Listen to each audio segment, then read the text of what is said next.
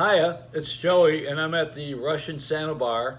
Now, this place has replaced Jilly's, which is where Frank Sinatra, well, his best friend was Jilly for a while. He's had a lot of best friends. I was one of them, you know. I'll tell you a long story about that. So was Howard Stern was a good friend of his, but none better than Sid Mark, who's got 63 years of relationship, and he promoted Frank when Frank didn't need promoting, before Frank needed promoting, while he was on the way out, and when he came back. Sid Mark was he was the guy. He was the guy. He was the main guy in his life, as I understand it. And I worked with him too at NBC. He was on WYNY at the time, but mostly out of Philadelphia, and very well respected for his great work and keeping the legend alive. Although I would say that Frank Sinatra is beating Elvis Presley in the polls. Now, Bobby Rydell is going to be celebrating along with him, and Bobby Rydell was in a restaurant called Patsy's, which is another place where Frank used to go. And Bobby had a brand new book, and Pat Cooper came in, crashed the party, and says, "Bobby's not much of an act. He's got a paperback. If he had a real book, it'd be another story." And then I want to tell you one other thing real quick. Maybe even Sid doesn't know this, but this was told me by David Brenner from Philadelphia.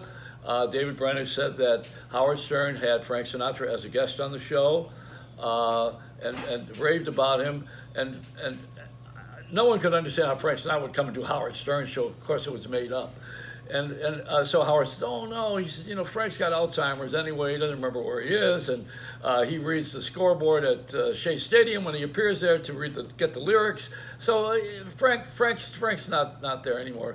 And so David says, "How can you talk that way about him? You're going to have broken legs." I said, "Why would you say that about Frank Sinatra? Are you crazy?" And Howard says, "Frank thinks I'm funny." And so he says, "He has Alzheimer's?" And he says, "Yeah." He says, "You better hope he remembers that he thinks you're funny." So that was a great one with him. And Sid, did you ever know that story, Sid?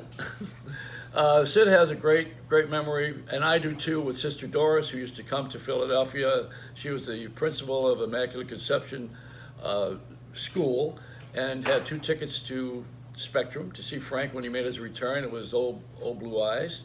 And as I recall, there were a lot of fights breaking out over the tickets, over the idea that the Gavones were there, and the Wise Guys, and the Palombos, and the RDA, and everybody was fighting.